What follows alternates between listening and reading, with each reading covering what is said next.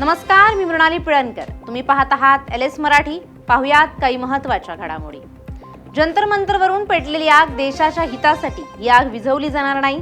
संजय राऊतांचं वक्तव्य. गरज पडल्यास आम्ही उपोषणाला बसू. राऊतांची घोषणा.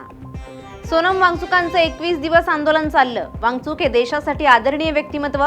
सरकारने आंदोलकांशी संवाद साधला नाही. सरकार आंदोलन दडपण्याचा प्रयत्न करतंय. काँग्रेस नेते बाळासाहेब थोरात यांचा आरोप. सदाभाऊ खोत यांना फार सिरियसली घ्यायची गरज नाही, पण या राज्याच्या मुख्यमंत्रीपदी बसलेल्या मुख्यमंत्र्यांना मात्र उत्तर दिलंच पाहिजे. ठाकरेंच्या शिवसेनेच्या नेत्या सुषमा अंधारेंची टीका. सत्ताधारी लोकशाहीच्या नावावर दिशाभूल करतायत. लोकशाही निवडणुका कायद्याच्या राज्यावर जगाची दिशाभूल. शिवसेना नेते आदित्य ठाकरेंचा सरकारवर हल्लाबोल. शेतकऱ्यांच्या विविध मागण्यांसाठी आझाद मैदानावर राज्यव्यापी मोर्चा. मुंबईत किसान सभेचा राज्यव्यापी शेतकरी मोर्चा. आमदार रोहित पवारांची ट्विट करत माहिती. पुणे महापालिकेतील मुख्य सभागृहाबाहेर मनसेचं आंदोलन. 200 कर्मचाऱ्यांची नियमबाह्य आणि पैसे घेऊन भरती प्रक्रिया राबवली. ती भरती प्रक्रिया रद्द करण्यासाठी मनसेनं आंदोलन पुकारलं.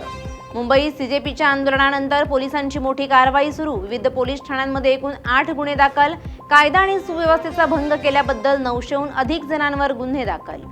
सततच्या पावसामुळे पुण्याच्या भोर महाड मार्गावरील कोंढरी पुलाजवळ रस्त्याला तडे गेल्यानं रस्त्याचा संपूर्ण भराव खचून कोणत्याही क्षणी वाहतूक पूर्णपणे ठप्प होण्याची शक्यता. धाराशिवच्या तुळजाभवानी मंदिर संस्थानच्या जनसंपर्क अधिकाऱ्यांना धमकावल्याचा आरोप. विजय गंगणे यांच्या विरुद्ध गुन्हा दाखल. कारवाईच्या मागणीसाठी कर्मचाऱ्यांचं आंदोलन. हिंगोलीच्या सेनगावमध्ये अवैध दारू विक्री विरोधात महिलांचा एल्गार. दारूमुळे संसार उद्ध्वस्त. महिलांचं पोलीस अधीक्षकांना निवेदन. या होत्या आताच्या घडीच्या काही महत्त्वाच्या बातम्या. अशाच महत्त्वाच्या बातम्यांसाठी तुम्ही पाहत रहा LS मराठी.